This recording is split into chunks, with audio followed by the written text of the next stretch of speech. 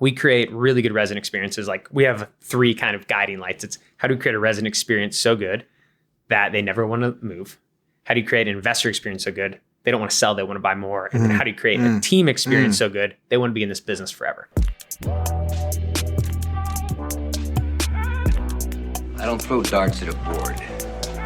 I bet on sure things. Read Sun Tzu, The Art of War.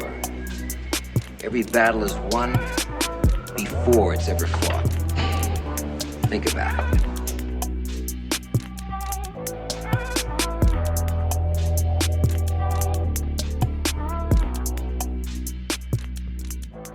Welcome to another episode of the Profitable Property Management Podcast. Today, I have the esteemed Thad Tarkington, the man, the myth, the legend of Second Nature Origins. Thad, thanks for coming on the show. Thanks for having me. Excited to be here.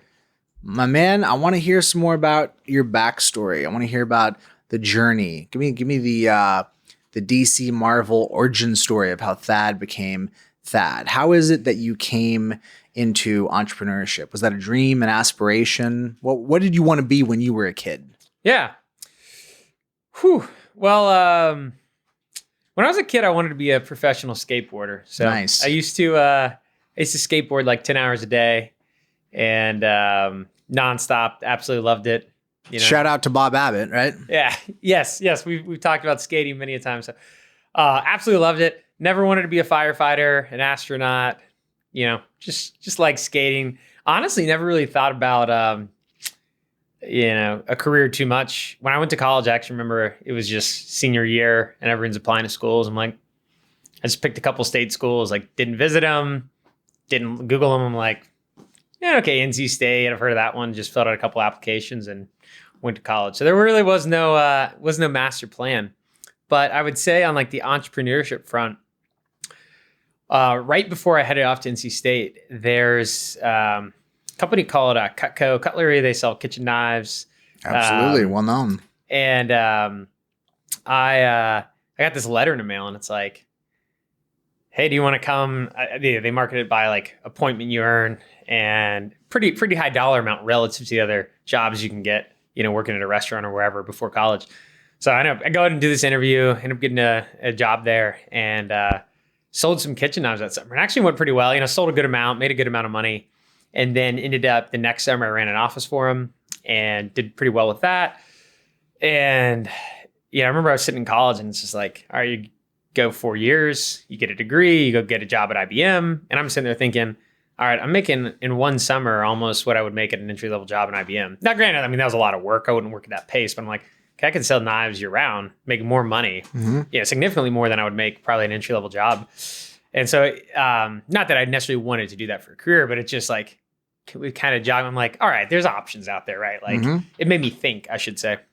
And then, I liked, running the office. It was set up as like, you're a 1099, you set up your own business. And so like, they very much promote it as like running your own business, which I guess technically, to an extent it is. And so that was interesting. I was in the business school. And again, there was like, never once was I like, I want to be a business. Like I actually think there's like a drop down menu when applying. They're like all these things. And like B was like second on the list. I was like, business sounds fine. Like that, like just very like, unintentional about going to college.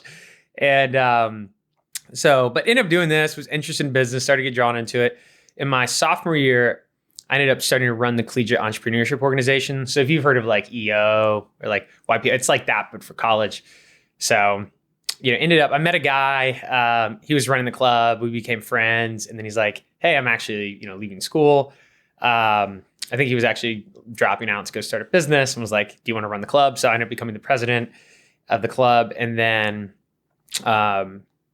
I was in an entrepreneurship class and I'd never used Excel in my life. And I remember the professor's like, everyone, pull out Excel. We're gonna do some things. And this guy's sitting in front of me, pops it up. He's clicking around real quick. And I'm like, hey man, can you show me how to use this? Like I've never even I don't even know what Excel was. And he goes, yeah, sure. He's like equals 1 + 1. And then you hit it and it's like 2. I'm like, whoa. I was like, that's cool. So we start talking and the person I met was my co-founder who I ended up starting Second Nature with. So we meet, we're talking. I mentioned the entrepreneurship club. He's like, oh, I actually wanted to join that. So he ends up coming to run the club with me. So we're running this club, and effectively we would be bringing in investors, entrepreneurs. We're really the kind of main group. So a lot of folks that like in and around entrepreneurship.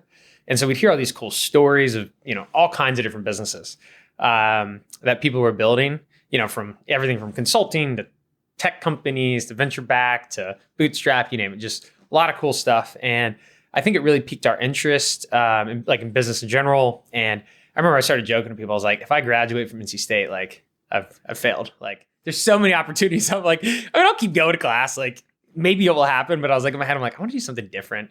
And so we ended up, stumbling across this idea. My co-founder, when we originally started, was just a filter delivery service direct to consumer. And we started November 2012. Like we created the business. Mid 2013, we launched it. So, we started talking about this business model, and it really was just like, Thursday afternoon, we're talking about it. Friday afternoon, we're still talking about it. Saturday, we're running financial models. Like Sunday, we're trying to build a website. And like before you know, it's like, I guess we started a business. Like there was never like hey, do you want to do this? We just kind of happened.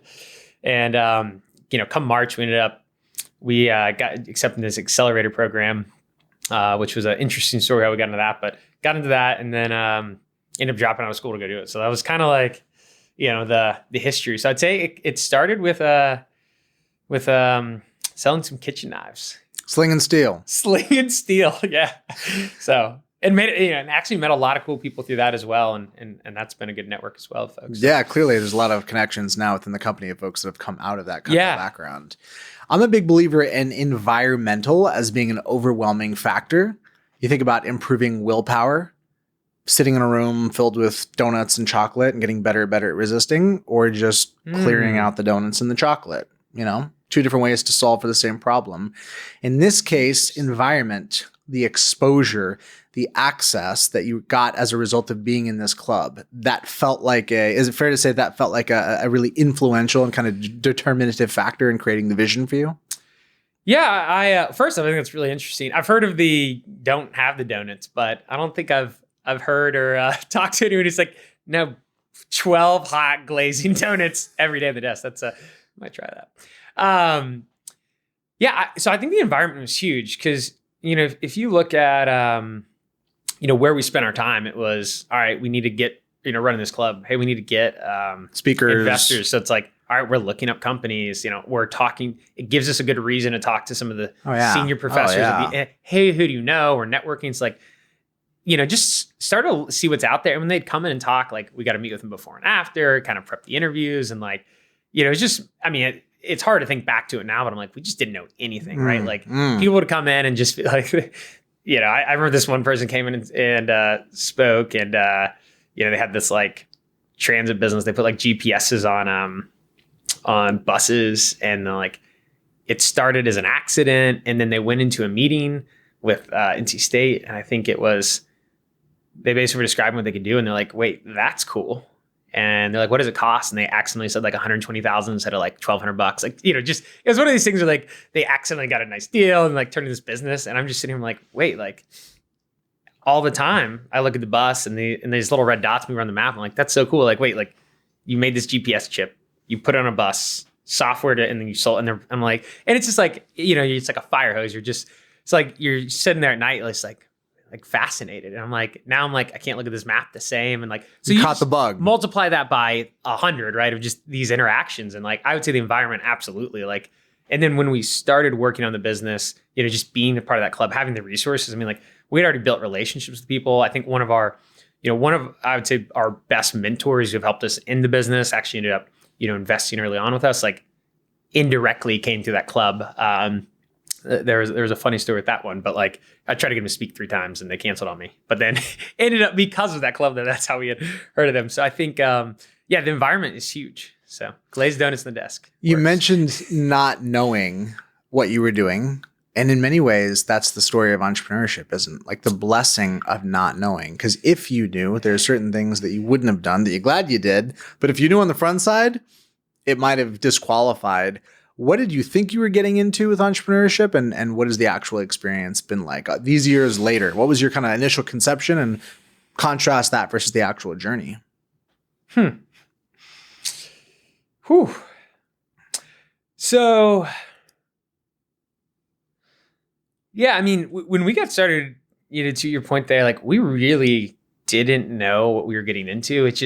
I think it was exciting. Like we were working 20 to 21 hours a day. And like, this is not any exaggeration. I know people like, I work 100 hours a week. I'm like, yeah, you probably work like 60. But like, we're in college, didn't have anything to when you're physically capable of working 21 hours a day. Yeah, and I don't do this now, by the way. Like this was like, but like we were just like hooked. Like we would sit there, and there was this like office space at the university. It was like this entrepreneurship space, and they had this conference room. And I remember like we put a sign up on the door. It's like our office, like just with a crown, Nice. And I remember we sit in there, and they had this little couch. I mean, no bigger than this couch, and I actually was less comfortable with like two little arms, and like we'd just be sitting there and like till we like fell asleep on the table, and like would go like pull the couch cushions off, sleep on the floor, and like we just were in this room like 24 hours a day, would sleep a couple, and like that's all we did. We were hooked. And so I think like there was not a lot of sitting down and thinking like, hey, what's entrepreneurship going to be like? And the expectations. I mean, I think at the time we're like, hey, if we could like,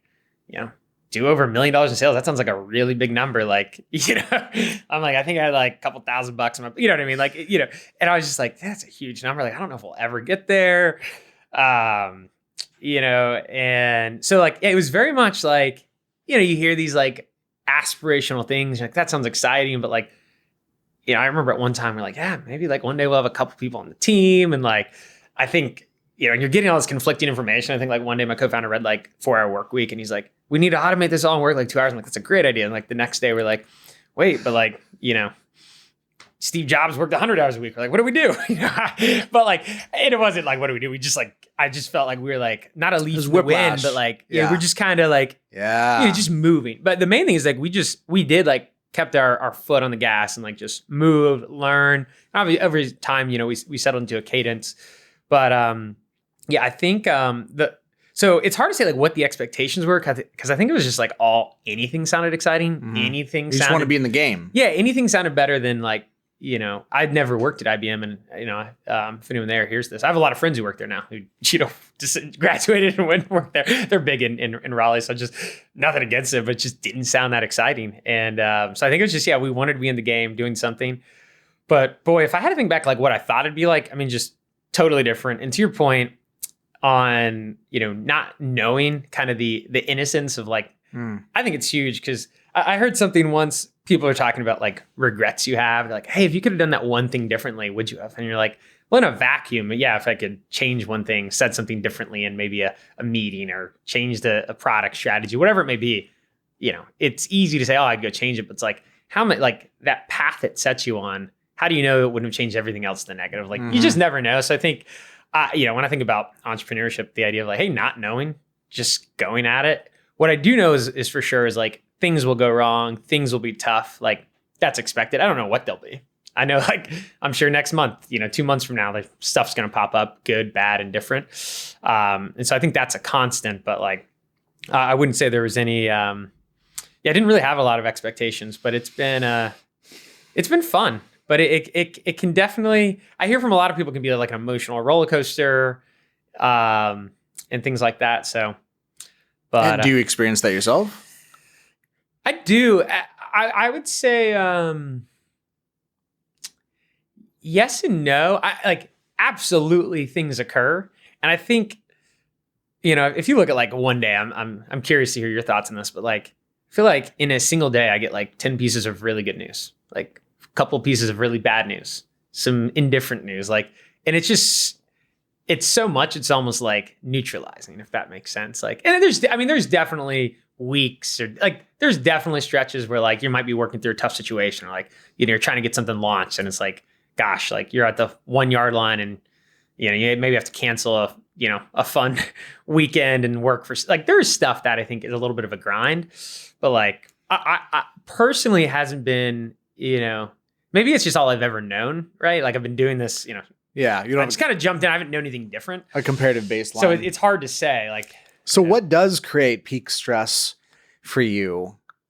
What sorts of things are you particularly susceptible to in terms of it throwing off your mental clarity and vibe?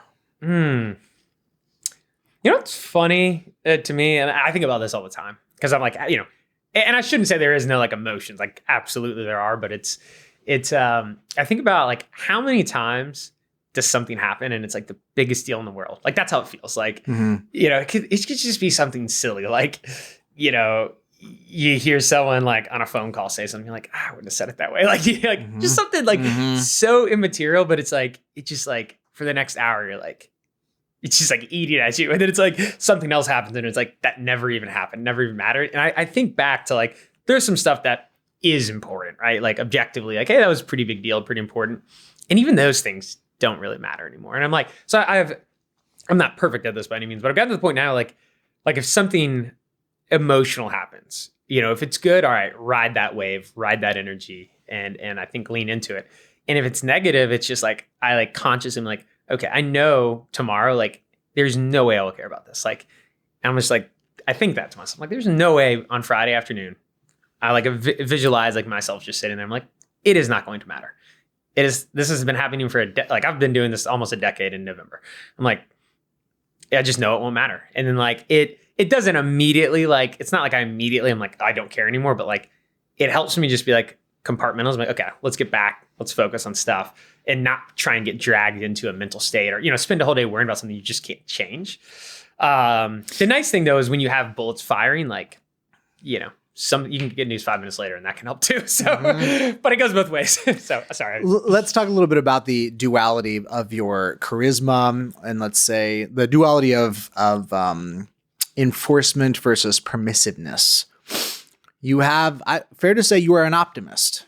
Do you self-identify as an optimist? I would say absolutely an optimist. I think that's very fair to say. So how do you balance that optimism, that drive that keeps people high energy in a great mental state, that keeps the vision in mind in the forefront with the need to manage bad news, accountability? How do you personally relate to enforcement issues when something's going bad, somebody needs to let go, you need to have a hard conversation? What's been the evolution of your skill set in regards to holding people accountable? Yeah, so I'll kind of touch on the two different things. We can start with the holding accountable thing, and then I can jump back to kind of the optimism piece. But on the accountability piece,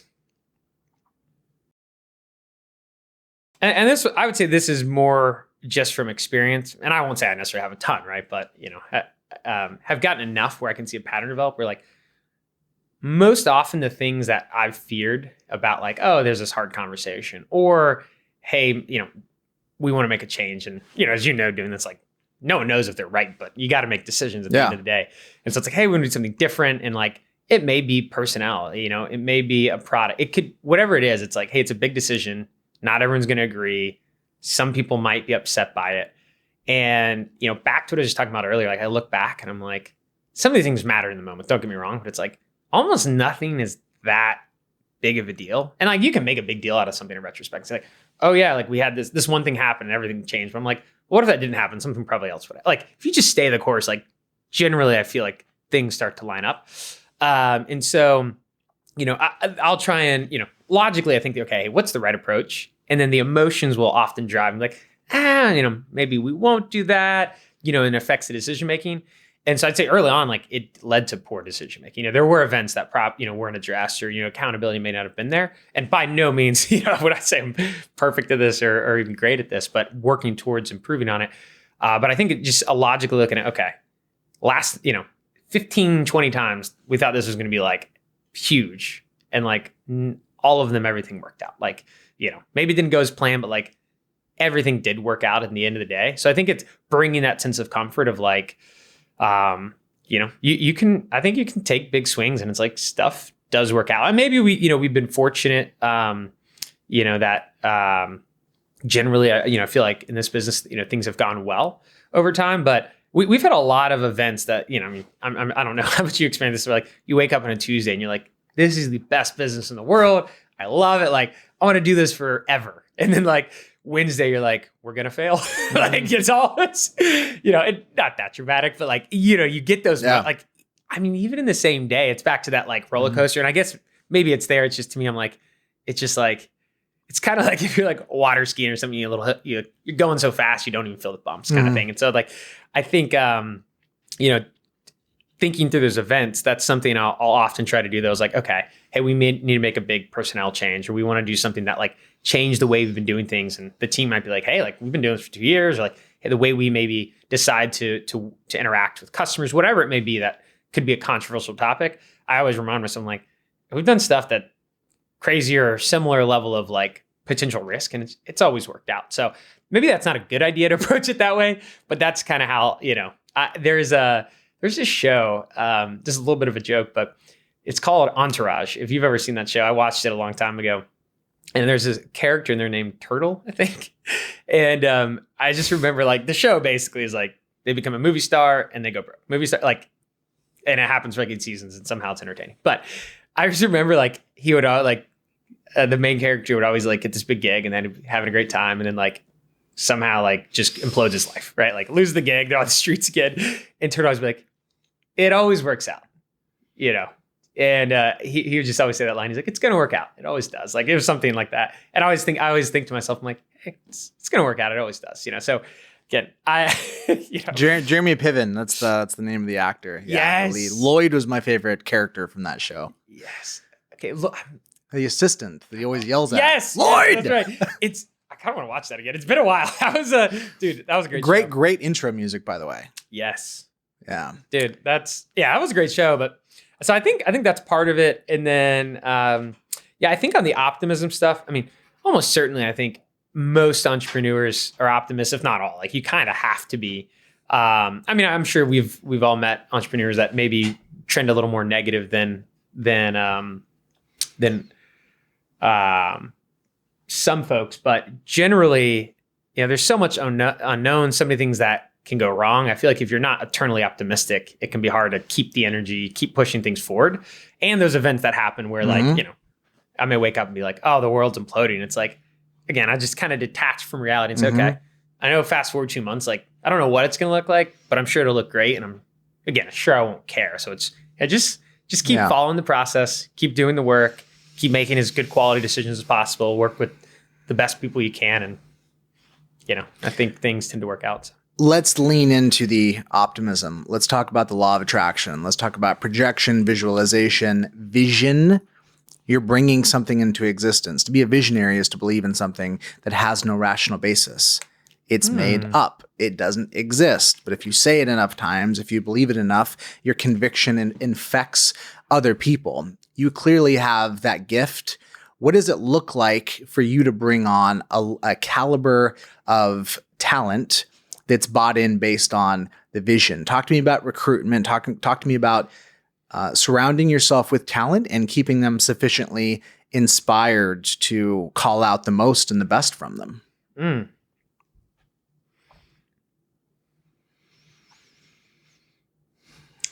So someone on our team told me something, I think this was a few weeks ago. We were doing, we had like a sales kickoff for the year. And then like we did this, I'll call it like a go around the table. It's just like, hey, everyone highlight, about everyone one thing. And when they got to me, they said, I can't remember the exact words they used, but like, hey, your eternal optimism, like your crazy ideas, like, when I hear them, I'm just like, these are insane. Like in my head, I'm like, that's wild. But like to you, it's just like another Tuesday. and then not all of them do, but like they've seen them pan out. And I think, to me, I just, do what I do in my head. Like, it's just how I think. But I'm like, it was interesting to hear that perspective of like, at least in their mind, I was like, hey, there are these ideas that some people would be like, man, that's like a little ambitious. But like, you eat an elephant bite by bite. And it's like, you fast forward 2, 3, 4 years. And it's like time and time again, they seem like, wow, like you're not kidding. Like you actually want to do this. And I'm like, and so I think that was interesting to hear. And so I would say like, something that really drives me, and I think, like a ton of people on our team, kind of fuel the excitement where it's like, they're passionate about the products, they're passionate about the market, they're passionate about the customers. And so like, I think, you have seen it like Andrew and I, my girlfriend, always jokes like, we'll be hanging out and like, he'll call me and be like, hey, you got like 2 minutes? And I'm like, yeah.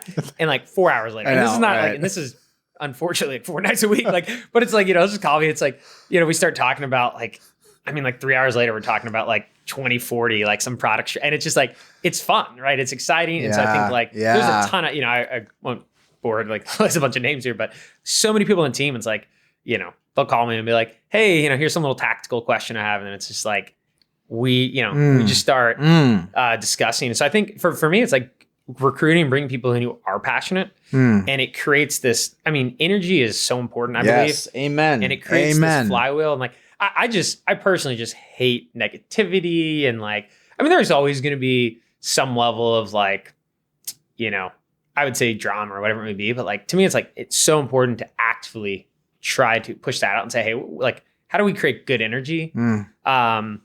There's this, you can call it like an essay or something. This guy called Frank Slootman. I think he did 2 companies, the CEO of Snowflake. Now he wrote, it's called like Amp It Up. And I think in it, I was reading it. It's like, A players want to be around A players. A players want, like they get excited about the product. Like it fires them up. Like they're thinking about in the shower and it's like, they want to be around other people like that. Yes. So I think the goal is like, as you're recruiting, as you're building, it's like, how do you identify that? You never know for sure. It's when you're in the dating phase of an interview or whatever it may be, it's hard to know for sure. But like, how do you find those people? And then, naturally that attraction it creates a flywheel. Everyone's like, those people, they're going to recruit people, and I think about like people on our team, like, I'll talk to them like, oh yeah, I just spent like 6 hours on a Saturday talking XYZ about like, what do you think about this product? And I'm like, it's cool to see like this replicating. Like, I think we have, and I'm not every, not expecting necessarily a software engineer or an accountant to do this, but it's not an expectation. Yeah. What I experience is it's a game that they're playing. Yeah. And if they weren't here, they'd be playing it somewhere else because it's their thing. So there's no coercion. You're not telling people be happy, be amped. Like it's just like their thing. And to me, that's the magic of alignment. When you work with somebody where like that's their MO, and it's use is too strong of a word, but like I want to be a ladder for someone to climb. I want to allow my organization to be a conduit for the expression of somebody else's creative energy and aspiration, right? To be the canvas, the palette for somebody else to color on. That's what gets me going, because there's like the magic of collaboration, Yeah. I love that. I like that. And you're right. It's so organic. Like it's the way we operate, and it's and that's, I know like when Andrew calls me, I'm like, I know it's not going to be 5 minutes. Like every once in a while, like I know it's not like, I'm like, it's funner than Netflix to me. I'm like, hey, like, I don't know, I live for it. And like, and vice versa, right? Like he doesn't feel, coerced. I think that's a great point. And I do think, I think that's so important to have that organic, that energy. Yes. And I a lot of times I'll talk to other business owners, whatever it may be. And sometimes they hear folks be like, they think it's like, oh, it's all about like requiring it is like, oh, the job enforcement. And it's just, but like, I feel like the organic, it's going to be a step function, better output too. Of like, if you're forced to sit in a room for 2 hours and come up with a creative idea, that's like, it's not the same as like, you can't get off the phone, or like, you sit in a car for 2 hours after you got to your destination because you're just like jamming on something. And like, it's, going to create totally different things than, a forced, hey, let's come up with a new product strategy or let's come up with a new way to like, let's just, so I think you're absolutely right. Creativity is an interesting thing. You can relate to it as a muse that strikes at random hours, fundamentally a function of serendipity. You can view it as a work that you do. For me, writing, for example, it's a creative thing that I do that does feel like work. I block out time. I do it collaboratively. And it's, I've described it before as like staring into the sun. It's hard. And if I was just waiting to be bitten by the bug to do that kind of creative work, it probably would never happen. So there's definitely some balance there. For you, where does the creativity come from? Is it more loose and more kind of as the inspiration strikes? Is it more structured, new product lines? What puts you in a place to kind of receive and be a conduit for that kind of inspiration? A lot of, I would say like when I think about the creative stuff, this might sound silly, but like a Saturday morning, like I like to vacuum my house and just clean, and it's like relatable. It's not. I like to do the dishes. Yeah, I I don't know about the dishes, but I was kidding. But is it like a rote activity where your mind can go? Dishes to me, I feel like I'm like actually trying to clean. I'm a little bit like OCD, so I feel like that one I'm like too like mentally engaged. Like the vacuuming, like laundry, like it's so weird. Like I'll do laundry and I'm like, there's something about it. It's just like calming to do something so simple. Banal. Like, yeah. Mm-hmm. So like, but yeah, I mean, sometimes like on a Saturday, like I'll just start vacuuming and just my mind starts, I'm like start thinking about something. And tough to say what jogs. Like a lot of times this is just what I think about. Mm-hmm. It's what I've been doing for 10 years and it's really where I spend most of my time. So I've kind of, to our conversation earlier, like it's really like where I'd say my mind spends most of the time is like creativity, product innovation, whatever it may be. A lot of it's business related. Some is personal related to other interests I have. But, I'll start thinking about something and I just like, I mean, I can't explain it. Like I'm ecstatic. Like I'll start pacing my house for like 3 hours, just like thinking. Some euphoria. Yeah, and it's fun. Like it's like to me, like I mean, I love all kinds of things, right? But like it's arguably like more enjoyable than like my friends will hate that I said this, but like going snowboarding. Like I love snowboarding. It's one of my favorite activities. But like I'm like, yeah, like I could walk in circles in my house and just think for like hours. So I have a question for you on writing. So like you said writing's hard, and I would agree with that. Like I'd say I do a fair amount of writing, but I don't necessarily I don't write a newsletter. I'm not writing a book. There's nothing like, I wouldn't say there's any big writing projects, but writing all the time for work and, we do different stuff. And I'd be curious, like from your perspective, you said it was hard. Like when did you get into writing and like what, like when you sit down, is it, kind of curious your mindset. Are you like, gosh, like writing just sucks. And like my challenge with it's been like what I want to say.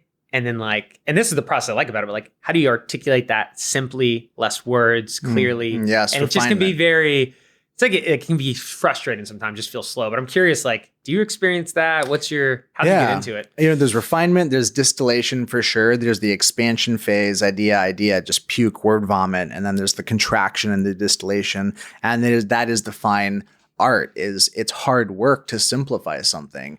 I think the way I experience it is that I'm good at copywriting. I have the gift of gab verbally, and doing it on paper is something that I can hone in on. But it is just, it's serious mental effort and mental hard labor. For me, it is distinct from the free-flowing ideation strategy to take those concepts and distill them into words and to think about what will be received. Because my fundamental belief about communication is the gap is you can view communication as what I meant to say, or you can view it as what was received. And if you get accountable enough to view communication as what was received, then you're willing to bridge quite a few more gaps than just kind of communicating in the style that caters to you and feels comfortable. And that's the work of like, how close can you get to the mind of the person reading to make it as accessible and interesting and engaging and inspirational. And it's just, it's a lot of lift. I know I have the capability, but I really have to be. Do you enjoy that? Like when you sit down, are you like, this is fun? Or well, let me put it this way. I have a extremely competent head of marketing named Bryn Erdy, who's actually in the room right now. Yes. And I block out time and I have Bryn on the call with me, and I use the high praise of editor. There's some babysitting going on. I am on a Zoom call with her, sharing my screen, as a forcing function to get it done. So do I enjoy it? I don't know. Yeah. I don't enjoy it enough to do it on my own. I need some accountability. Yeah. When it's done and when it's over, it's profoundly enjoyable, man. Yeah. It's like a hardcore workout. You're done. You're dripping with sweat. Like, this sucks. And when you're done, you're like, okay, so you do feel like that's relief, my experience writing beauty. Stuff is like, there's almost a little like, I'll put on my schedule and it's just like almost a little anxiety coming up to it. Yes. Yeah, I'm just like, oh gosh, like the creative act. Grind here for 4 hours. The creative act. Do you have the like juice? The result. I mean, that's part of it. Is like, today, do you have the juice? You had it yesterday. You had it all those other times. Will you have the juice today, or today will be the time where you choke? Yeah. And you produce some B-level material that will just be a mark on your reputation. I mean, even these podcasts that I do, I sweat the possibility of having a guest that doesn't have the goods, that can't do the ideological exchange and the interplay back and forth. Yeah. So I think there's something to be risked, and that's the turn on, but it's definitely a serious mental lift. I remember somebody told me, this was like for public speaking like 10 years ago. They're like, if you ever get an opportunity to speak, right, whatever it may be, without hesitation, say yes. Yeah. And then the day will come and they're like, even if you don't prepare a second, like you will go up, you will do it. And when you're done, like you'll be that much better. And Yes. And like Yes. speaking's never been I haven't really minded that, but for like writing, that's the kind of the way I think about it sometimes of like, I'm like, all right, okay, we're going to write this piece or whatever, like commit to it. I'm like, I know there's going to come a day where it's sitting on my calendar. I'm like, all right, I have to like buckle up for 4 hours and like grind through this. But like every time I've done it, like that awareness that like, hey, I got through it last time. You know, it's definitely something I want to do more of though. Right? Yeah. I mean, honestly, as you're saying this, I'm thinking, I don't think I've read much from you, and I'd like to. Yeah. The verbal is great. But the divine of like that distilled thought, I would love to see that from you. And you know what? This might be a little nudge, like, and I'm sure you know this, like I'm sure you use social media. Like, I'm just not like, I'm not very active on social media. I write some stuff, but like, it's not like, I mean, there's certain people I feel like they're churning out daily content. There's newsletters. Shallow. Yeah. Yeah. And some of it I even think good, right? Like, and I'm sitting here, I'm like, what do these people do all day? But I guess they do this and I do, you know. Some people have editors, some people have ghostwriters, you know. So, but you're probably right. I should. It's something I'd like to do more. I don't necessarily have any free time. I mean, like I'd say every second's somewhat full on like what I'm doing. So I think, you know, it's something I'd like to do more of. But so when you think about what you do hold dear, not the things you've necessarily written down, maybe they're documented, not, but in what I've experienced in life is that there's not much worth having dogma about, but there's a small number of things where it's like, this is the flag that you want to plant on the ground and the hill that you want to die on. What's on that short list for you, man? What are the things that you're committed and will not be moved for you in business? And are you thinking like, you know, more specific things or more principle based? Yeah, principle based. What are the values? What are the things that you hold dear? There are things that are expedient. There are things that are useful. There are things that are means to an end. And then there are things that you are committed to irrespective of the results. So I'd say one big thing to me is like reputation is very important. Amen. And, you know, I think of certain times where like I've bitten my tongue, so to speak, and done something very unnatural because I'm like, over a 50-year period, I think this is the right thing to do. Mm-hmm. But, you know, within a year, it's like almost, you know, undeniably the wrong thing to do. And, you know, again, who knows what I get right and wrong, but, you know, I've had some intense discussions with people around like, hey, how do you do a certain thing? And it's like, you know, and it could be a lot of times I think this comes down to like, you know, prioritization or like, how do you treat a customer? You know, most often it's something that's not an easy decision. You know, it could be money involved. It could be people's times, expectations. And it's like, hey, how do you respond? How do you treat people? And to me, what's important is like 10 years later, you know, what's going to add up? And there's this compounding effect. Yes. And I mean, so screwed tons of things up, you know, so not that I think we get it right, but like that's the objective is to say, hey, what's going to create, you know, that the best reputation, the best trust over time, you know, and then there's this book, I think it's called The Hard Thing About Hard Things. I don't know if you've ever Ben read Horowitz. it. So I read that book and there's a lot of good stuff in there I liked. And this one part I remember it was like, I think it said, when you eat shit, don't nibble.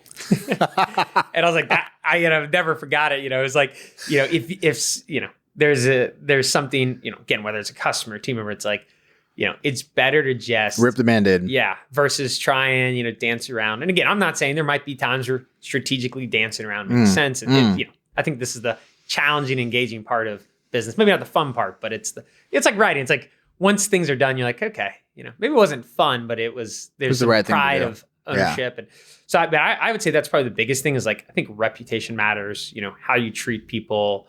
And sometimes it might be taking the L in the short term, taking some lumps, taking an ego hit, absolutely. whatever it may be. Totally. So, you know, that's something I strive to do better and better. Definitely don't get perfect, but I think that's important. Yeah, I think it applies to so many areas of business too. It's not just like these tactical, interactions with people, but Totally makes sense. Very, very relatable. One of the things that I reflect on is both in myself and for my team is choosing to worry about things that are not my job. For example, I think about context. How much context about the customer and their problems do you choose to imbibe? Any vendor here, they're selling something that solves a fairly narrow problem. So maybe they'll learn about the stuff in that box. But the reality is there's a whole host of considerations that are unrelated to your immediate offering, but that give you a level of context, knowledge to understand the problems, needs, wants, and desires of your customers. And if you so choose, are the ladder to climb, the ladder of value, right? So you start with something low level, whatever it is, random example, let's say it's inspections, and you realize, maybe inspections could be tied to growth. I could help them grow their business. And if they grew their business, what would be even better than that? Maybe some profits. And what's beyond profits is maybe some work-life balance. And if I can get work-life balance, what's beyond that? Maybe some relational stuff, some legacy stuff. There's kind of a Maslow's hierarchy of needs that intersect with entrepreneurship, and your ability, your will, and your desire to climb are in proportion to the level of context that you have. But you can look at that challenge and you can say, looks like a lot of work. Not my problem. I just want to sell my thing. I want to stay in this lane. What I appreciate about you and your staff is you've chosen to make a huge amount of things that are not your problem, that have nothing to do with wherever you started. You have chosen to make them your business and your problem, and you've leaned in and you found ways to monetize related to a bigger set of problems. Did you fall into that? I've followed a similar path, and I can't say it was intentional up front, but once I got a taste of it, it was kind of addicting. How did you get down that path? Yeah. So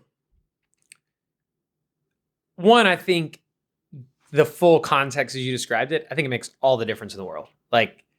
And to really know what's going on. Yeah. And that's like, when I'm talking about this, like I'll walk around for 4 hours, like I might be like, you'll use inspections as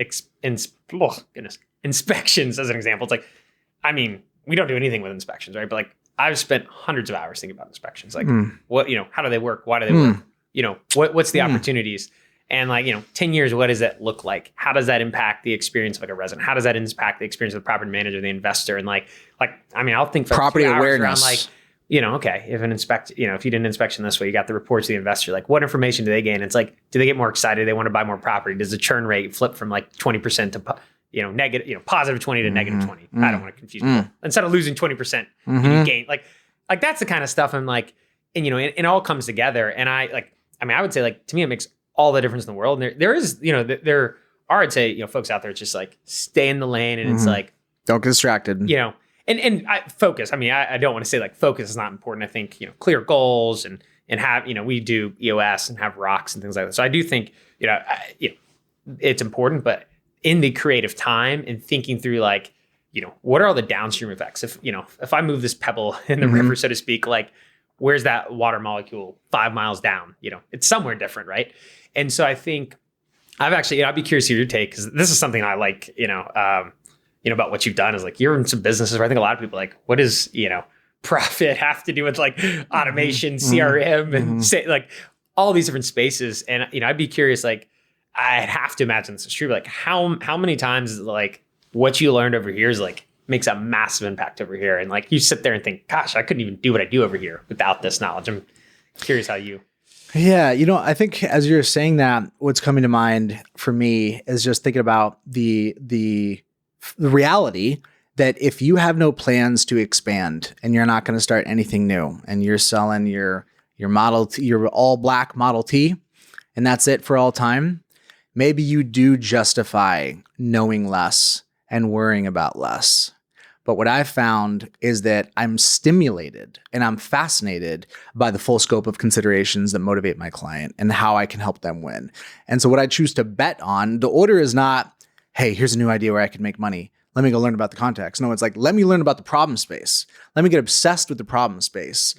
Believing that I will be able to monetize a new product line. I'll be able to serve in some way. And for me, that's the right order of operations, is to walk in faith that if you get close enough to the problem and you have the gift to create, the gift to bring along talent that you can solve. And so I've historically given myself permission to lean in well in advance of me having something to sell or solve a specific problem. And that's intuition. That just kind of feels right to me, but that's kind of how I roll with it.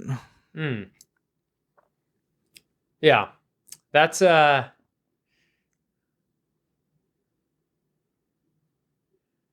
mean, that's a good point though. Like if I also like, I look at some of this stuff, I'm like, I mean, if certain people, like, if they're happy just doing what they want to do, I mean, I think about the conversation with property managers. How much is it like, how many times have the conversation of some people are just like, oh, I need more doors. And it's like, what do you really want? You know, do you want to have a good lifestyle business? And so I don't think any of these are wrong answers. Totally. And to your point, I mean, to me, this is all just completely organic. Like, you know, the interest in the business model. Yes. And, you know, the different parties. And so I think it's, at the end of the day, yeah, it's just fun. So it's getting obsessed helps. Yeah. Oh yeah. And I think you can, and you know, I mean, if there's folks out there who go, hey, maybe I don't naturally feel that way. Right. You know, I think there are ways where, like, you know, maybe if you force it, right? Like for a while, and this, I'm just thinking on the fly here, but it's like, hey, do go learn about something. Yeah. And realize, hey, it does, the light bulb finally goes off. Like, I do think some people, you know, could unlock that creativity more by just, you know, saying, okay, I'm hearing that, like, not staying in the lane, there's value, you know, maybe I haven't done it, but like, hey, why don't I go spend like a week learning about, you know, how, you know, rent collections work, and that, you know, how does the resident, you know, experience that? May never touch it with a 10-foot pole, but like, you start to think, like, you know, you see those patterns develop. And so I think that could be, you know, for folks that don't naturally do that, there could be a way to unlock that. I don't know if you've ever researched that or... You know, the thing that you're saying that just came up for me was, you mentioned resident experience. People crave order in chaos. And so amidst getting obsessed with all these different facets of the business, generally speaking, you need a unifying theory to direct your effort and the problem space you're committed to. The line of inquiry that's expressed itself on your palette has been the resident experience. I would love to hear, for once and all, give me the definitive explanation for your commitment and obsession to the resident experience. Why has this become the high watermark of where you're willing to plant your flag and the fight that you're willing to engage in? Yeah. So, you know, when we look at our business, something we noticed, you know, we've been in the property management space, you know, a while now, called 2015. And you know, so I wasn't in the business in 2010, but something I've heard talking to a lot of people was like, you know, there's almost no one with over 1,000 units they were managing, like, as a scattered site, single family manager. Part of it was technology, professionalization. And so, you know, parking that on the side real quick, like, that's some information, let's say, I've gained just talking to people. And then, you know, when we came into this, you know, we looked at the business and said, all right, you've got, you know, 3 parties in this. You've got your investor, you've got your resident, and then you've got the property manager, their team, vendors, that collection. And, you know, the perception we saw was, you know, a lot of the industry was just, you know, looking at, okay, I collect the rent, you know, find a resident, collect the rent. So like leasing, application, rent collection, like those are functional things I do. But, you know, it was like the resident was just like in existence. And it was really, my client is, you know, the owner of the property. And obviously, you know, in this space, I think it's more common in a lot of industries to fire clients, right? People working with people is always tough. And yeah, there's a lot of different expectations, but it kind of seemed like, hey, my job is just to get this like money in the door. The functional, the literal. Very functional, and to appease the investor. And, you know, as we were talking about before, like, I just, you know, like for fun, like I'm calling up property managers and like just chatting. Hey, tell me about your business. Like, you know, what do you care about? You know, and, you know, as we go down these rabbit holes, you know, you start to see all the interconnections. And I would say, like, you know, there's so many business opportunities out there and so many things, you know, like I could sit with you for 12 hours and be like, gosh, here's 90 different businesses and like totally different categories that I think are fascinating or big opportunities. But specifically for Second Nature, we looked at resident experience and said, you know, what we saw the industry leaders talking about was, all right, we have good operations. We're using platforms like yours to start to streamline it. Like, they're leveraging these tools and they're saying, okay, how do we really move the needle? And it's, being more creative, thinking differently. And, so we started to see people doing certain things on the resident experience side. And, I think the naysayer might say, oh, okay, that thing, like, it's just one thing. It doesn't matter. And I would say you're right. One thing doesn't matter.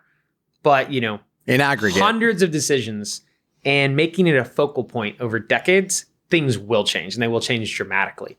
And so, and I think the hard part is like, sometimes you might feel like, gosh, we're not moving very fast. Right.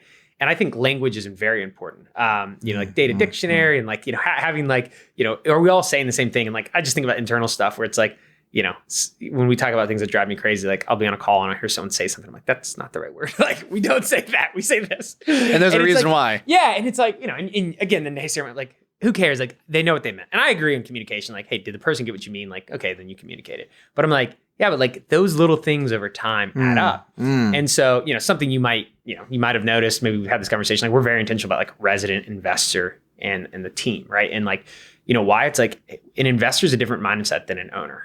And like if you look at a lot of property managers that I think are excelling in terms of some core KPIs, it's like they're really getting people locked into investor mindset. Like this is an asset. I understand the returns. I'm committed to this, and I can weather the emotional things that might push me out of the market. Oh, the market's hot, let me sell. Or that's a big expense. I'm just done with this, right? And so I think like those little things are subtle and they add up. I just think about like, on the investor side, it's like if I'm working with a property manager for 5 years and it's like they refer to as an investor, I start to believe, hey, I'm an investor. Does that slowly start to shift the conversation, start to shift the perception? And I think the answer is yes. As could be wrong, but I believe that to be true. And so if you look at the resident side, it's like we say, hey, there's a big opportunity here, to just completely change the game. I think property management, doesn't always have the best reputation. And candidly, not all professional managers are great managers. And I'd say most accidental landlords are not great landlords, right? Which I wouldn't expect they are. Like, you do it as a side project, you're not going to have the sophistication, the process, the systems.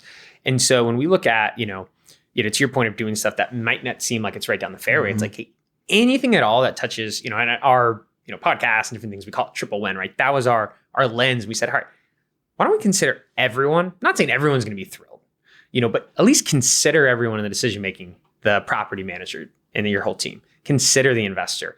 How are they going to interact? How are they going to think about it?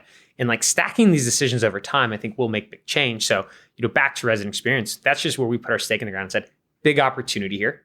It does take, I believe decades. It does take commitment. It does feel like sometimes you're like, why am I doing this? And I think being very thoughtful around, hey, what language do we use? Why do we use it? Right. And some people must like, and a lot of people just don't get it. Like, there's like, who cares? I'll call it resident, tenant, whoever. I'm like, and that's something like, I won't say I never use the word tenant, but like to me, that's like a no. Like I don't use that word. And I think it's just like, it's a slight percentage. Like, would you rather be a tenant or a resident? Right.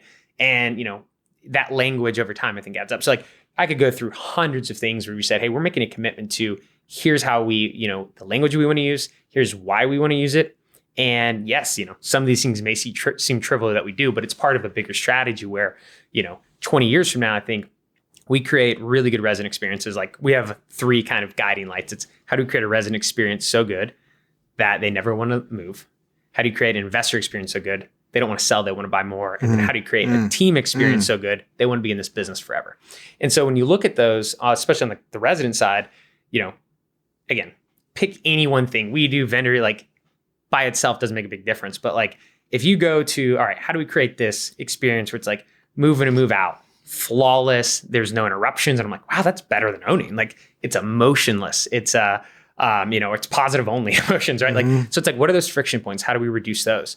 And then on the flip side, it's like, how are we getting, teams and investors like, hey, how do you run profitable business? How does that put you in, the position mentally where you can make long-term investments, right?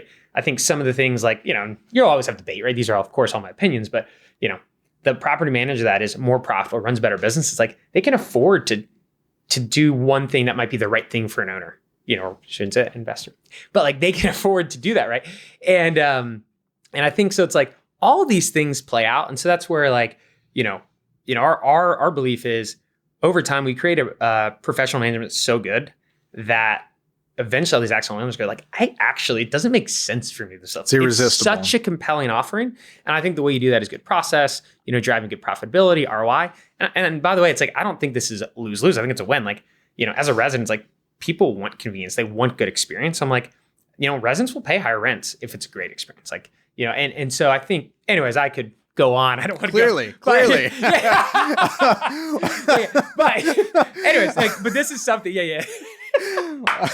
You're going to be here solo in a half hour. Everybody's left. Thad's still talking. Yeah. Anyways, so I will pause. But yes, I think it's a flag we've planted, and we're very passionate. And then there is passion, and Thad, I celebrate you playing the long game. It's something that speaks to me. And the beauty that I see in playing the long game is that it is a strategy that requires a clarity of thought. If you're going to play the long game, playing the long game for money doesn't work. I don't have the money now, but at some point in the future, I get the money. What gives you permission to play the long game is conviction. What do I really, really believe in? There's not a lot. It can't be much, but there's a small number of things that are so compelling. And if I could be involved in that kind of work, it would be enough.